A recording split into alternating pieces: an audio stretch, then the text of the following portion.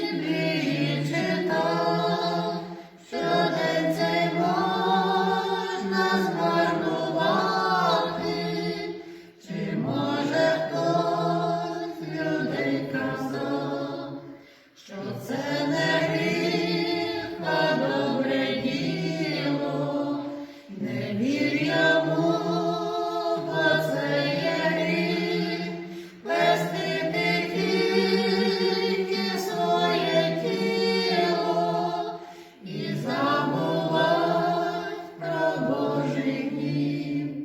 Господь 6 днів дав для роботи, а для душі нам 7-й дав.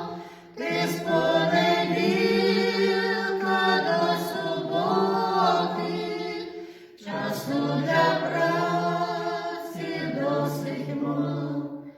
Тож ти неділю дай для Бога, йому в неділю послужи, до церкви хай веде дорога, іди молись і не гріши.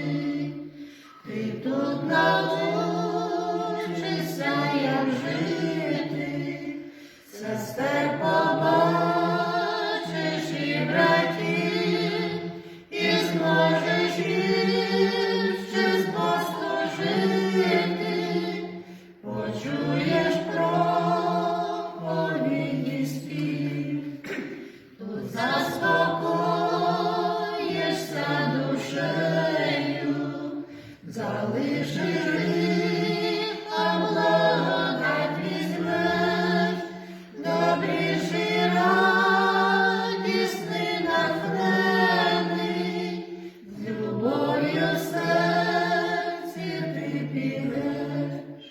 Коли покинеш віру Бога, про церкву не згадаєш ти, Господь не буде помагати тобі у вічність увійти. Не розважайся, не лінися, на службу Божу поспішай, тут разом з вірними молися, щоби Господь відкрив всім рай. Тоді ти